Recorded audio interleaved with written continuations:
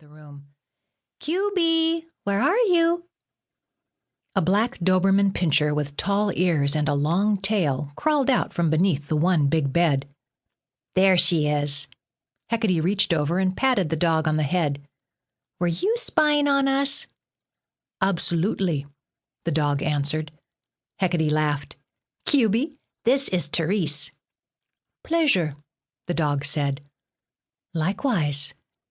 Therese stroked QB's back, wishing Clifford had taken her seriously when she'd announced that she was moving out of Than's rooms. Instead, he'd given her an unconcerned stare as she had said goodbye and "I mean it this time." "I have a dog too. Maybe you would like to meet him." "Is he intelligent?" QB asked. "He's pretty smart."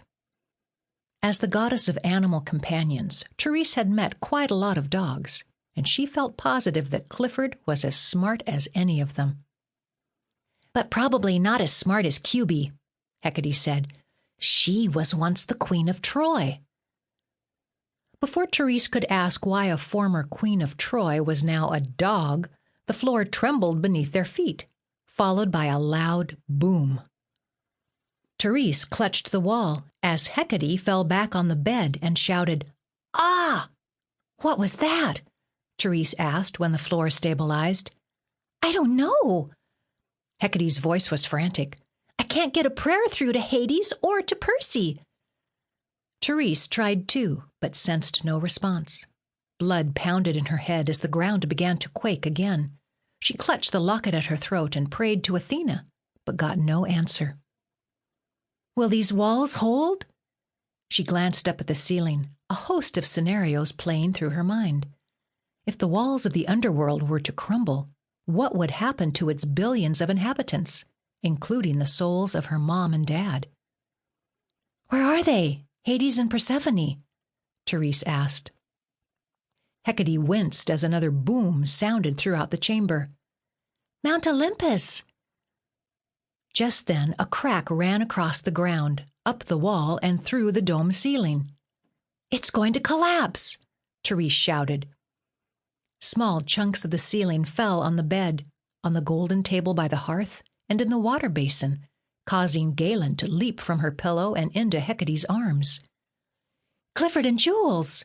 Therese cried. "They're in Than's rooms."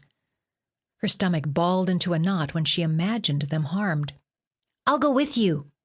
Hecate set Galen down on the bed and spoke to the shivering weasel.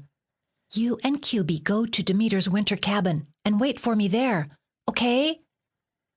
More rocks crumbled down the walls as a series of booms sounded throughout the chamber. The stream, which once ran gently down the wall, shot out, spraying in all directions. "I'm not leaving you!" Galen returned to her mistress's arms. "Nor I," QB declared. Soaked and trembling, the four of them rushed down the winding path along the phlegathon, dodging the falling rocks. Cracks chased them all across the walls, and loud booms shuddered through the air. Therese was afraid to pray to Than, worried he'd god travel straight into danger.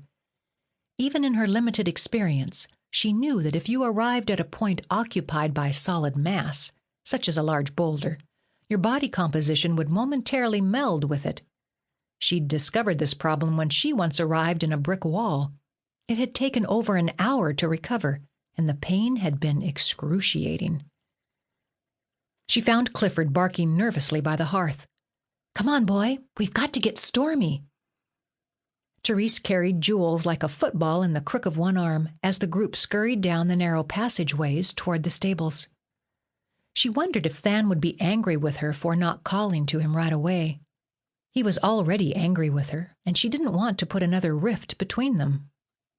As they passed by the intersection of the Lethe and the Styx, deities cried out, and although Therese and Hecate slowed down and searched the waters, they could not find the source of the cries.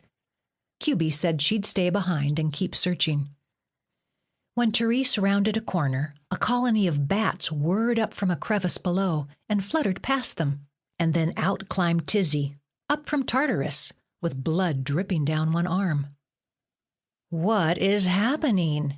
Tizzy demanded, her black serpentine curls covered in